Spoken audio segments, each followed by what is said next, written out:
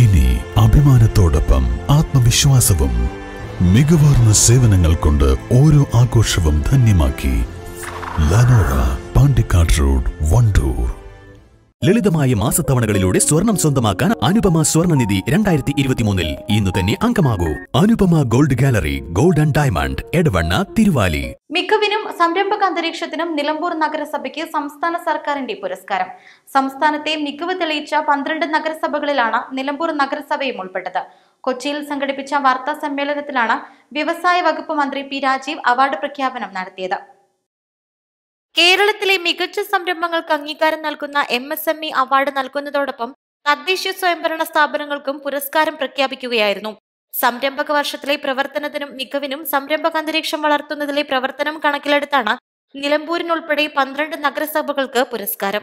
76 നഗരസഭകൾ അപേക്ഷ സമർപ്പിച്ചിരുന്നു. Principal secretary അധ്യക്ഷനായ സമിതികളാണ് അർഹരായ നഗരസഭകളെ തെരഞ്ഞെടുത്തത്.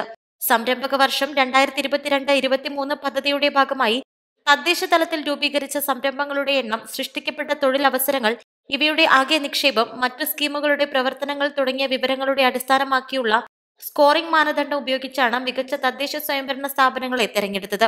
2,50,000 രൂപയാണ് സമ്മാനം.